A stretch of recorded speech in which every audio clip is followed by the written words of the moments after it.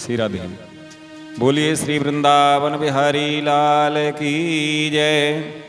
सदगुरुदेव भगवान की जय। श्री गिरिराज महाराज की जय। गजाननं भूतगणादिसेवितं कपित्थजम्बूफलचारुभक्षणम् उमासुतं शोकविनाशकारकं नमामि विघ्नेश्वरपादपङ्कजं। वक्रतुण्डमहाकाय कोटिसूर्यसमप्रभ निर्विघ्नं कुरु मे देव सर्वकार्येषु सर्वदा। बंसी विभूषितकरा नवनीरदाभात् पीताम्बरादरुणबिम्बफलाधरोष्ठात् पूर्णेन्दुसुन्दरमुखादरविन्दनेत्रात् कृष्णात् परम किमपि तत्त्वमहं न जाने। गुरुर्ब्रह्मा गुरुर्विष्णु गुरुर्देवो महेश्वरः गुरुर्साक्षात् परब्रह्म तस्मै श्री गुरुवे नमः। तप्तकाञ्चन गौरांगी श्री राधे वृन्दावनेश्वरी वृषभानुसुते देवी प्रणमामि हरिप्रिये। भक्त भक्ति भगवंत गुरु चतुरनाम बपु एक इनके पग वंदन किए नासत विघ्न अनेक। नारायणं नमस्कृत्यं नरं चैव नरोत्तमं देवीं सरस्वतीं व्यासं ततो जयमुदीरयेत्। श्री राधे मेरी स्वामिनी मैं राधे की दास जन्म जन्म मोहे दीजियो श्री वृंदावन वास। सब द्वारिन को छोड़कर मैं आई तेरे द्वार। अहो भानु की लाडली निक मेरी ओर निहार।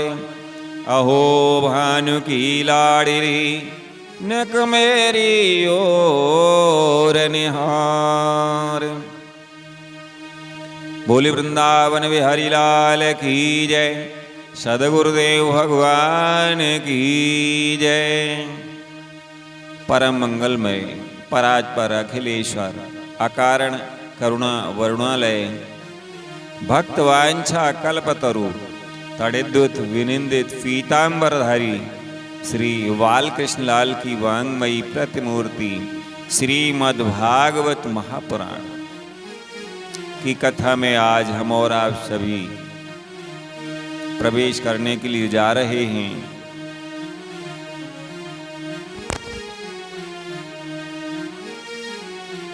नेमिषारण्य क्षेत्र में विराजमान श्री सूत जी महाराज शौनक आदि 88,000 ऋषियों को श्रीमद् भागवत की कथा अमृत का पान करा रहे हैं। और गंगा जी के पावन तट पर सुखताल में विराजमान श्री सुखदेव जी महाराज परीक्षित जी को पावन श्रीमद् भागवत महापुराण की पावन कथा का श्रवण करा रहे हैं। और हरिद्वार में विराजमान श्री मैत्रेय ऋषि विदुर जी को श्रीमद् भागवत महापुराण की कथामृत का पान करा रहे हैं। आइए हम और आप सभी मिलकर के श्रीमद् भागवत कथा का श्रवण करें। श्री मैत्रेय जी कहते हैं कि हे विदुर जी, सनकाद्या नारदश्च ऋभुरहंसो अरुणिर्यतिः नेते ग्रहान् ब्रह्मसुता यावसूर्ध्वरेतसः। सनकादि नारद ऋभु हंस अरुणि और यति ब्रह्मा जी के इन नैष्ठिक ब्रह्मचारी पुत्रों ने गृहस्थ आश्रम में प्रवेश नहीं किया, अतः उनके कोई संतान नहीं हुई। अधर्म भी ब्रह्मा जी का ही पुत्र था। उसकी पत्नी का नाम था मृषा। उसके दंभ नामक पुत्र और माया नाम की कन्या हुई। उन दोनों को निवृत्ति ले गया, क्योंकि उसके कोई संतान नहीं थी।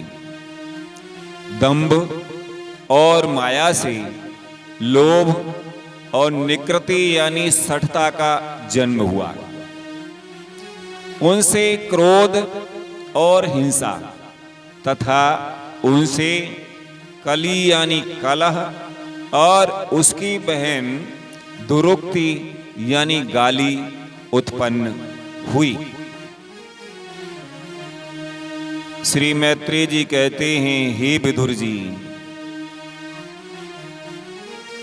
फिर दुरुक्ति से कली ने भय और मृत्यु को उत्पन्न किया तथा उन दोनों के संयोग से यातना और निरय यानी नरक का जोड़ा उत्पन्न हुआ। श्री मैत्रेय जी कहते हैं, हे विदुर जी, इस प्रकार मैंने संक्षेप से तुम्हें प्रलय का कारण रूप यह अधर्म का वंश सुनाया। यह अधर्म का त्याग कराकर पुण्य संपादन में हेतु बनता है। अतः इसका वर्णन 3 बार सुनकर मनुष्य अपने मन की मलिनता को दूर कर देता है। श्री मैत्रेय जी कहते हैं, हे कुरु नंदन, अब मैं श्री हरि के अंश ब्रह्मा जी के अंश से उत्पन्न हुए पवित्र कीर्ति महाराज स्वयंभुव मनु के पुत्रों के वंश का वर्णन करता हूं। महारानी शतरूपा और उनके पति स्वयंभुव मनु से प्रियव्रत और उत्तानपाद ये 2 पुत्र हुए। भगवान वासुदेव की कला से उत्पन्न होने के कारण ये दोनों संसार की रक्षा में तत्पर रहते थे। उत्तानपाद के सुनुति और सुरुचि नाम की 2 पत्नियां थीं। उनमें सुरुचि राजा को अधिक प्रिय थी। सुनीति जिसका पुत्र ध्रुव था, उन्हें वैसी प्रिय नहीं थी। एक दिन राजा उत्तानपाद सुरुचि के पुत्र उत्तम को गोद में बिठाकर प्यार कर रहे थे। उसी समय ध्रुव ने भी गोद में बैठना चाहा, परंतु राजा ने उसका स्वागत नहीं किया।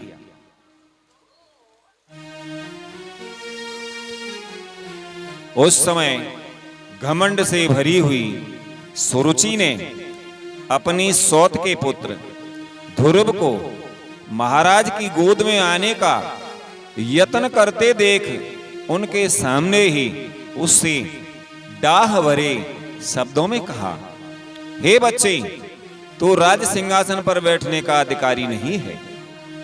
तू भी राजा का ही बेटा है। इससे क्या हुआ? तुझको मैंने तो अपनी कोख में नहीं धारण किया। तू अभी नादान है। तुझे पता नहीं है कि तूने किसी दूसरी स्त्री के गर्भ से जन्म लिया है। तभी तो ऐसे दुर्लभ विषय की इच्छा कर रहा है। यदि तुझे राज सिंहासन की इच्छा है तो तपस्या करके परम पुरुष श्री नारायण की आराधना कर और उनकी कृपा से मेरे गर्भ में आकर जन्म ले। श्री मैत्रेय जी कहते हैं, हे विदुर जी, जिस प्रकार डंडे की चोट खा करके सांप फुफकार मारने लगता है, उसी प्रकार अपनी सौतेली मां के कठोर वचनों से घायल होकर ध्रुव क्रोध के मारे लंबी लंबी सांस लेने लगा। उसके पिता चुपचाप यह सब देखते रहे, मुंह से एक शब्द भी नहीं बोले। तब पिता को छोड़कर ध्रुव रोता हुआ अपनी माता के पास आया। उसके दोनों होठ फड़क रहे थे और वह सिसक सिसक कर रो रहा था। सुनीति ने बेटे को गोद में उठा लिया और जब महल के दूसरे लोगों से अपनी सौत सुरुचि की कही हुई बातें सुनी, तब उसे भी बड़ा दुख हुआ। उसका धीरज टूट गया। वह दावानल से जली हुई बेल के समान शोक से संतप्त होकर मुरझा गई और विलाप करने लगी। सौत की बातें याद आने से उसके कमल सरीखे नेत्रों में आंसू भर आए। उस बेचारी को अपने दुख पारावर का कहीं अंत ही नहीं दिखाई देता था। उसने गहरी सांस लेकर ध्रुव से कहा, हे बेटा, तू दूसरों के लिए किसी प्रकार के अमंगल की कामना मत कर। जो मनुष्य दूसरों को दुख देता है उसे स्वयं ही उसका फल भोगना पड़ता है। सुरुचि ने जो कुछ कहा है ठीक ही है, क्योंकि महाराज को मुझे पत्नी तो क्या दासी स्वीकार करने में भी लज्जा आती है। तूने मुझ मंदभागिनी के गर्भ से ही जन्म लिया है और मेरे ही दूध से तू पला है। सुनीति कहने लगी, बेटा, सुरुचि ने तेरी सौतेली मां होने पर भी बात बिल्कुल ठीक कही है। अतः यदि राजकुमार उत्तम के समान राज सिंहासन पर बैठना चाहता है तो द्वेष भाव छोड़कर उसी का पालन कर। बस श्री अधोक्षज भगवान के चरण कमलों की आराधना में लग जा।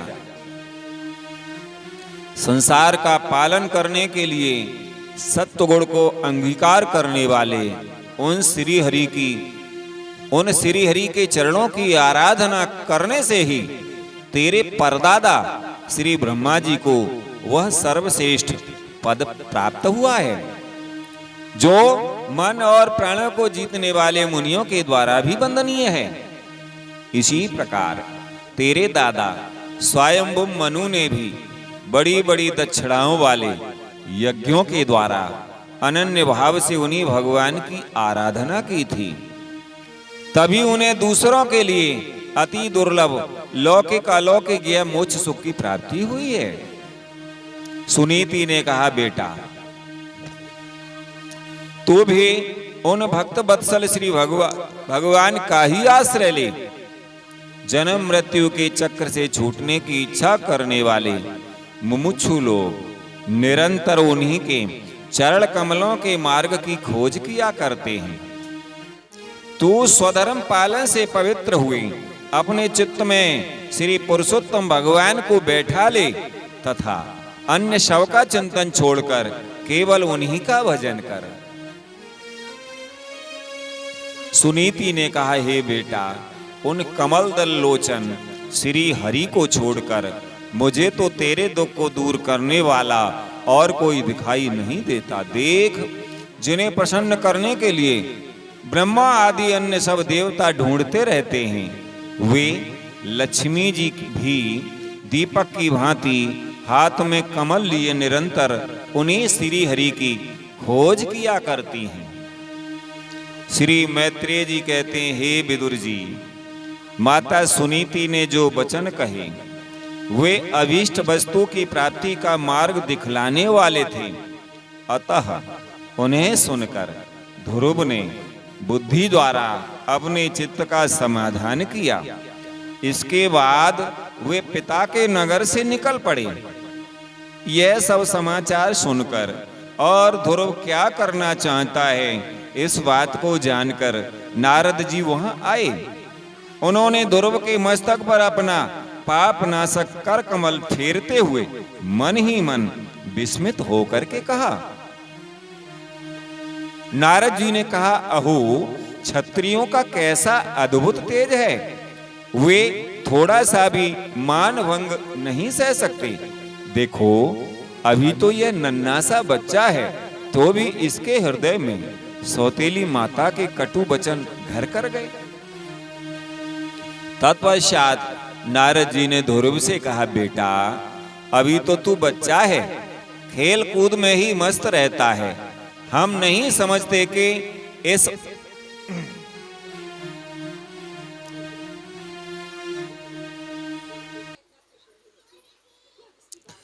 नारद जी ने ध्रुव से कहा, हे बेटा, अभी तो तू बच्चा है, खेल कूद में ही मस्त रहता है। हम नहीं समझते कि इस उम्र में किसी बात से तेरा सम्मान या अपमान हो सकता है। यदि तुझे मान अपमान का विचार ही है तो हे बेटा, असल में मनुष्य के असंतोष का कारण मोह के सिवा और कुछ नहीं है। संसार में मनुष्य अपने कर्म अनुसार ही मान अपमान या सुख दुख आदि को प्राप्त होता है। हे तात, भगवान की गति बड़ी विचित्र है, इसलिए उस पर विचार करके बुद्धिमान पुरुष को चाहिए कि दैववश उसे जैसी भी परिस्थिति का सामना करना पड़े, उसी में संतुष्ट रहे। अब माता के उपदेश से तू योग साधन द्वारा जिन भगवान की कृपा प्राप्त करने चला है, मेरे विचार से साधारण पुरुषों के लिए उन्हें प्रसन्न करना बहुत ही कठिन है। योगी लोग अनेकों जन्मों तक अनासक्त रहकर समाधि योग के द्वारा बड़ी बड़ी कठोर साधनाएं करते रहते हैं, परंतु भगवान के मार्ग का पता नहीं पाते। इसलिए तू ये व्यर्थ का हट छोड़ दे और घर लौट जा। बड़ा होने पर जब परमार्थ साधन का समय आवे, तब उसके लिए प्रयत्न कर लेना। विधाता के विधान के अनुसार सुख या दुख जो कुछ भी प्राप्त हो, उसी में चित्त को संतुष्ट रखना चाहिए।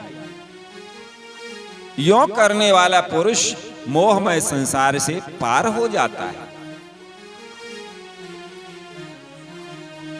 मनुष्य को चाहिए कि अपने से अधिक गुणवान को देख करके प्रसन्न हो। जो कम गुण वाला है उस पर दया करे, और जो अपने समान गुण वाला हो उससे मित्रता का भाव रखे। यों करने से उसे दुख कभी नहीं दबा सकता। ध्रुव ने कहा, हे भगवान, सुख दुख से जिनका चित्त चंचल हो जाता है, उन लोगों के लिए आपने कृपा करके शांति का यह बहुत अच्छा उपाय बतलाया, परंतु मुझ जैसे अज्ञानियों की दृष्टि यहां तक नहीं पहुंच पाती।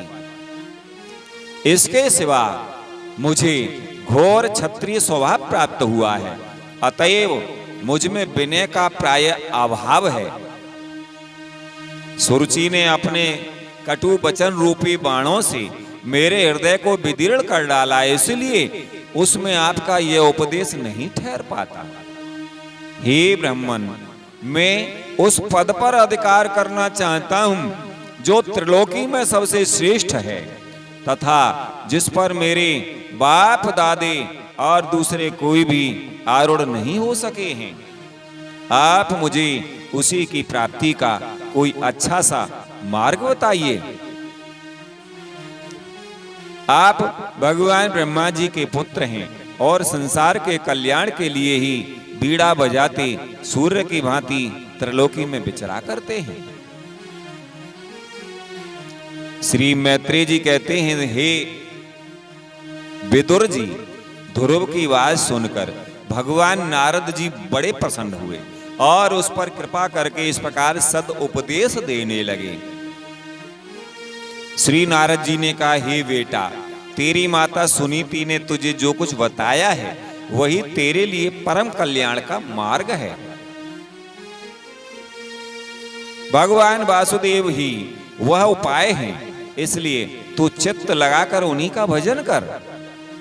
जिस पुरुष को अपने लिए धर्म, अर्थ, काम और मोक्ष रूप पुरुषार्थ की अभिलाषा हो, उसके लिए उनकी प्राप्ति का उपाय एकमात्र श्री हरि के चरणों का सेवन ही है। नारद जी कहते हैं, हे बेटा, तेरा कल्याण होगा। अब तू यमुना जी के तटवर्ती परम पवित्र मधुवन को जा, वहां श्री हरि का नित्य निवास है। वहां श्री कालिंदी के निर्मल जल में तीनों समय स्नान करके नित्य कर्म से निवृत्त हो यथाविधि आसन बिछाकर स्थिर भाव से बैठना। फिर रेचक, पूरक और कुंभक 3 प्रकार के प्राणायाम से धीरे धीरे प्राण, मन और इंद्रिय के दोषों को दूर कर धैर्य युक्त मन से परम गुरु श्री भगवान का इस प्रकार ध्यान करना। नारद जी कहते हैं, हे ध्रुव, भगवान के नेत्र और मुख निरंतर प्रसन्न रहते हैं। उन्हें देखने से ऐसा मालूम होता है कि वे प्रसन्नता पूर्वक भक्त को वर देने के लिए उद्यत हैं।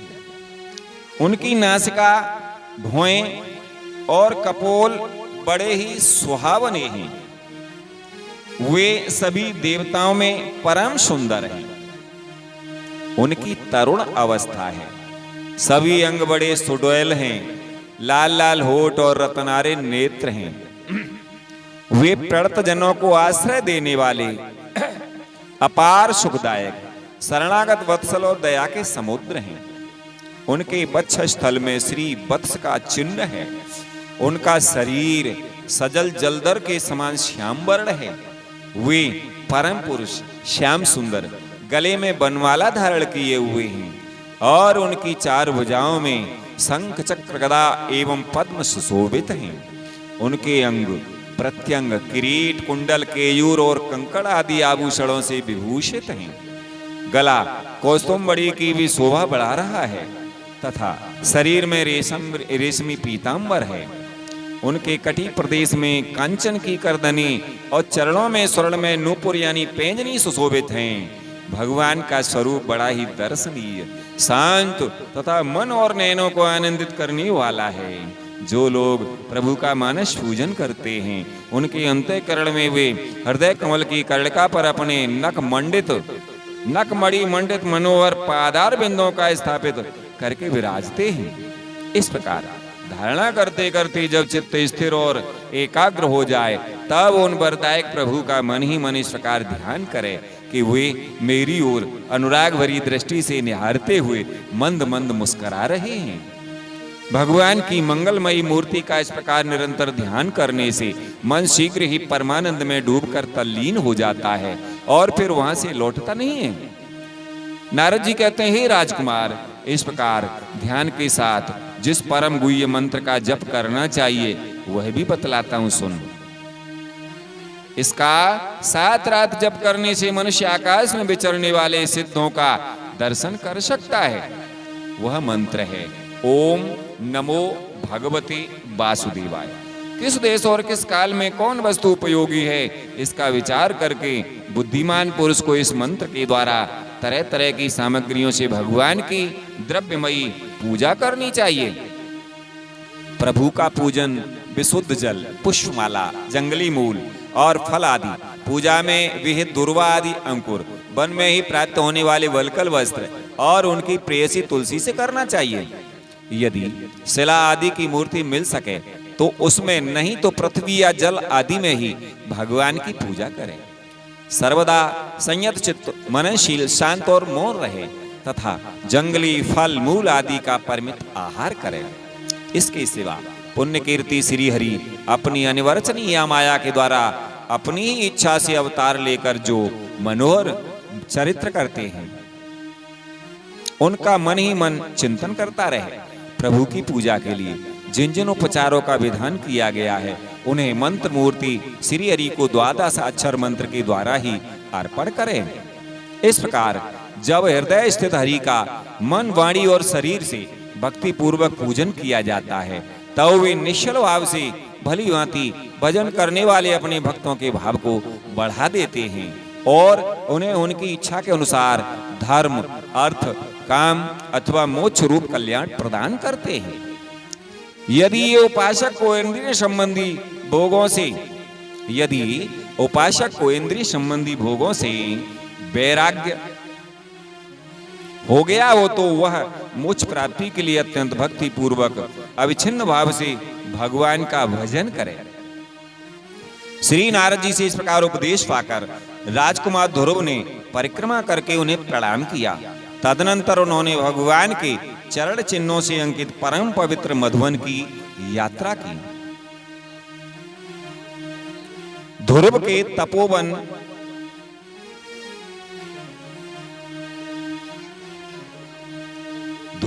तपोवन की ओर चले जाने पर नारद जी महाराज उत्तानपाद के महल में पहुंचे। राजा ने उनकी यथायोग्य उपचारों से पूजा की तथा तब उन्होंने आराम से आसन पर बैठ करके राजा से पूछा। श्री नारद जी ने कहा, राजन, तुम्हारा मुख सूखा हुआ है, तुम बड़ी देर से किस सोच विचार में पड़े हो? तुम्हारे धर्म, अर्थ और काम में से किसी में कोई कमी तो नहीं आ गई? राजा ने कहा, हे ब्राह्मण, मैं बड़ा ही स्त्रैण और निर्दय हूँ। हाय, मैंने अपने 5 वर्ष के नन्हे से बालक को उसकी माता के साथ घर से निकाल दिया। हे मुनिवर, वह बड़ा ही बुद्धिमान था। उसका कमल सा मुख भूख से कुमला गया होगा, वह थक कर कहीं रास्ते में पड़ गया होगा। हे ब्राह्मण, उस असहाय बच्चे को वन में कहीं भेड़िए न खा जाएं।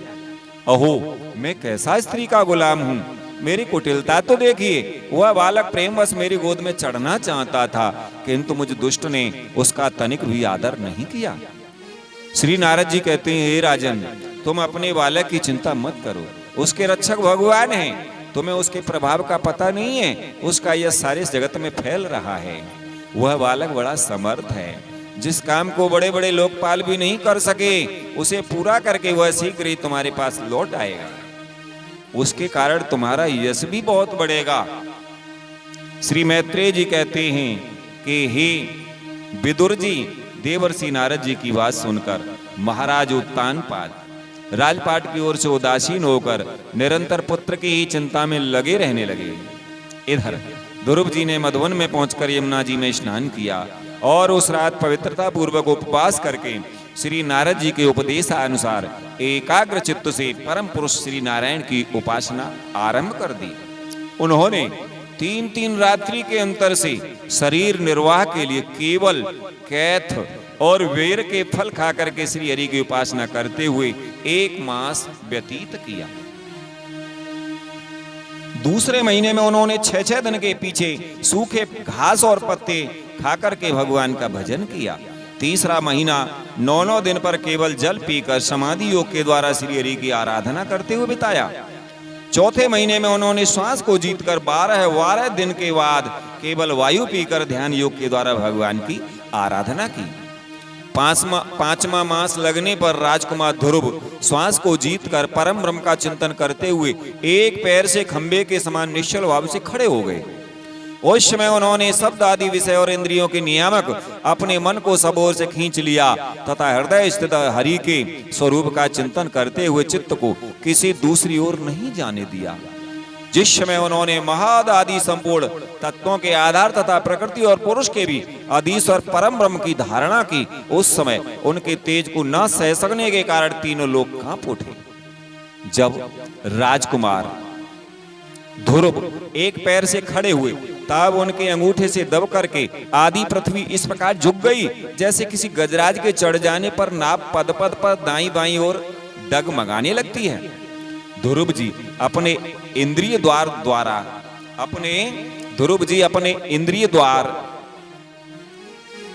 तथा प्राणों को रोककर अनन्य बुद्धि से विश्वात्मा श्री हरि का ध्यान करने लगे। इस प्रकार उनकी समष्टि प्राण से अभिन्नता हो जाने के कारण सभी जीवों का श्वास प्रश्वास रुक गया।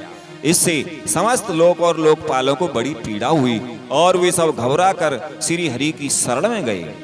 देवताओं ने कहा, हे भगवान, समस्त स्थावर जंगम जीवों के शरीरों का प्राण एक साथ ही रुक गया है। ऐसा तो हमने पहले कभी अनुभव नहीं किया। आप शरणागतों की रक्षा करने वाले हैं, अपनी शरण में आए हुए हम लोगों को इस दुख से छुड़ाइए। श्री भगवान ने कहा, हे देवताओं तुम डरो मत। उत्तानपाद के पुत्र ध्रुव ने अपने चित्त को मुझ विश्वात्मा में लीन कर दिया है। इस समय मेरे साथ उसकी अभेद धारणा सिद्ध हो गई है। इसी से उसके प्राण निरोध से तुम सबका प्राण भी रुक गया है। अब तुम अपने अपने लोकों को जाओ, मैं उस बालक को इस दुष्कर तप से निवृत्त कर दूंगा। तो आज की कथा को हम यहीं पर विश्राम देते हैं। बोले भक्त वत्सल भगवान की जय, वृंदावन बिहारी लाल की जय।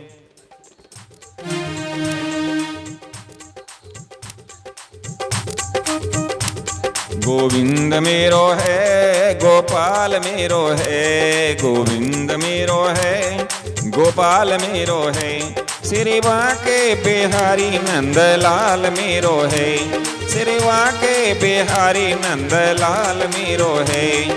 गोविंद मेरो है, गोपाल मेरो है, गोविंद मेरो है, गोपाल मेरो है, श्री बांके बिहारी नंदलाल मेरो है, श्री बांके बिहारी नंदलाल मेरो है। गोविंद मेरो है, गोपाल मेरो है, गोविंद मेरो है, गोपाल मेरो है, श्री बांके बिहारी नंदलाल मेरो है, श्री बांके बिहारी नंदलाल मेरो है। हमारो धन राधा श्री राधा श्री राधा, हमारो धन राधा श्री राधा श्री राधा, परम धन राधा राधा राधा राधा राधा, परम धन राधा राधा राधा राधा राधा, जीवन धन राधा श्री राधा श्री राधा।